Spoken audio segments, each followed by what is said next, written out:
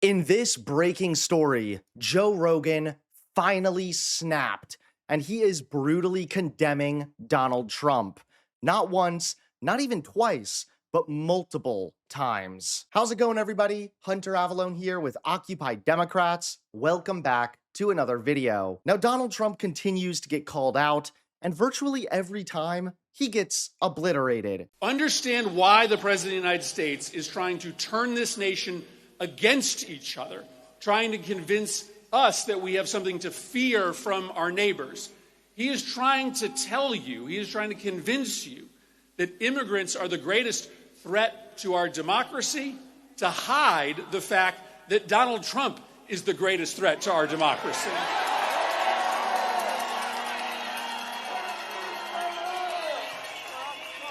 He wants us to be at war with each other, fearing our neighbors, in conflict in our communities, as a distraction from the fact that every single day he is stealing from the American people.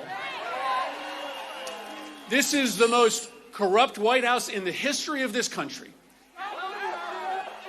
And so our job has to be to both walk and chew gum at the same time, to stand up and protect our immigrant communities, to demand that ICE act in a lawful way, but at the same time to expose the most corrupt administration in the history of this country. I believe that we can do both of those things at the same time.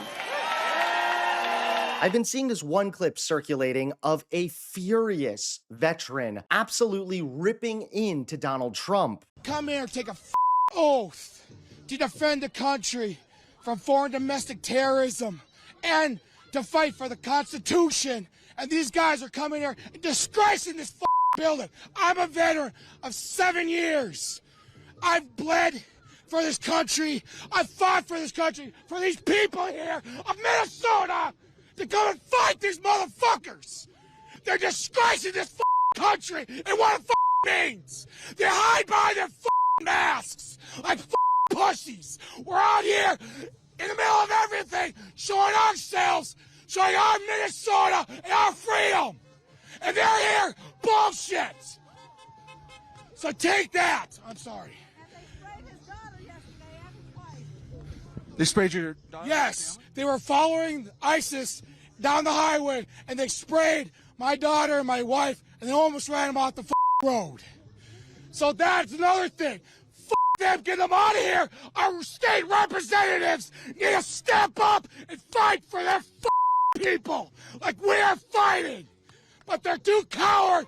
They stay in their mansions and don't give a shit about us. But now Trump might just be running away as Joe Rogan finally snapped and he brutally condemned Donald Trump.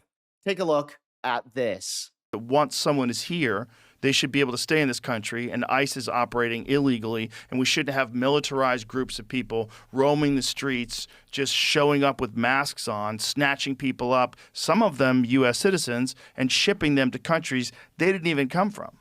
So that's why they have to wear a mask. If you want them to do that job, if you want them to be able to deport 500,000 people over a year, which is a lot of people, if that's the real number, you know, they're going to be – their life's going to be at stake. Yep. You're not going to be able to get people to do the job unless you allow them to be anonymous. And then, again, allowing them to be anonymous creates a whole host of other problems where you could have people pretend to be them. And how would you know who's who and who's not? Then they start showing up at Home Depot. Instead of like looking for gangbangers, looking for criminals and cartel members, they go to whatever's easiest pickings so they can get numbers up.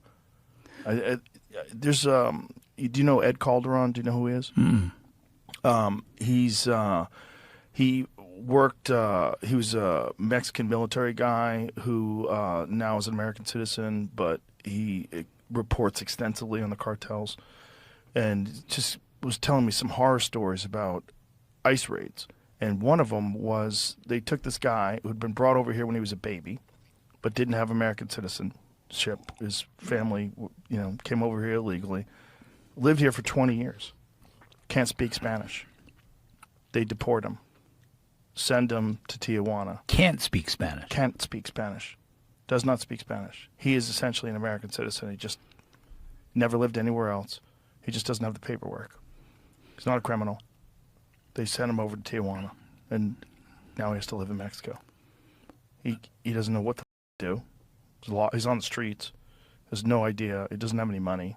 It's also very ugly to watch someone shoot a U.S. citizen, especially a woman, in the face. Right. Where it's like, I'm not that guy. I don't know what he thought. And again, this is a guy who had almost been run over, but it just looked horrific to me. I mean, when people say it's justifiable because the car hit him, it seemed like she was kind of turning the car away. Thanks so much for watching. Please click that like button and subscribe to Occupy Democrats so that you can stay informed and help us stop Donald Trump.